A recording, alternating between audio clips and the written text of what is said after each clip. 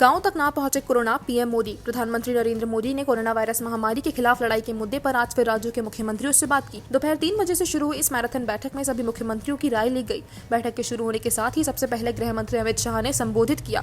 सूत्रों ने बताया कि मीटिंग में पीएम मोदी ने कहा कि राज्य मिलकर काम कर रहे हैं। कैबिनेट सचिव राज्यों के सचिव से लगातार संपर्क में है। अधिक फोकस रखें और सक्रियता बढ़ाएं। संतुलन रणनीति से आगे बढ़े। चुनौतियां क्या है, मार्ग क्या होगा, इस पर काम करें। उन्होंने आगाह करते हुए कहा कि किसी भी हाल में कोरोना को गाँव तक नहीं पहुँचने देना है।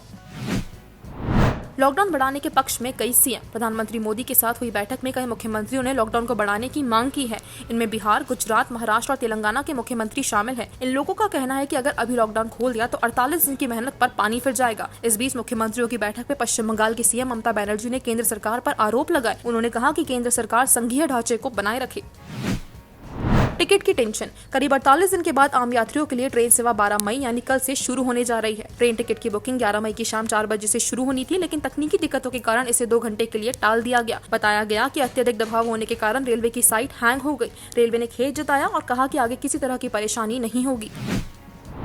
यूपी में बढ़ी कोरोना की रफ्तार। उत्तर प्रदेश में रविवार को कोरोना संक्रमण के 102 नए मरीज सामने आए, जिसके बाद संक्रमितों की कुल संख्या 3483 पहुंच गई। अच्छी खबर यह है कि कुल 154 मरीजों को रविवार को डिस्चार्ज किया गया है। इसी बीच प्रदेश के सबसे बड़े हॉटस्पॉट बने आगरा की कमान दूसरे अधिकारियों को सौंपी गई।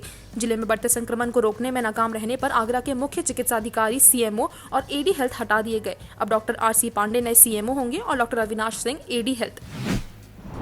नहीं कटेगी किसी कर्मचारी की सैलरी। वित्त मंत्रालय ने सोमवार को स्पष्ट किया कि किसी भी श्रेणी के केंद्रीय कर्मचारी के मौजूदा वेतन में कटौती की सरकार की कोई योजना नहीं है। मंत्रालय ने कुछ मीडिया रिपोर्ट्स को खारिज करते हुए ये बात कही। वित्त मंत्रालय ने सोमवार को इस बात ट्वीट कर कहा, केंद्र सरकार की किसी भी श्रेणी के कर्मचारी के वर्तमान वेतन में किसी भी तरह की कटौती के किसी प्रस्ताव पर सरकार विचार नहीं कर रही है। मीडिया के कुछ हलकों में इस बारे में चल रही खबरें झूठी और निराधार है।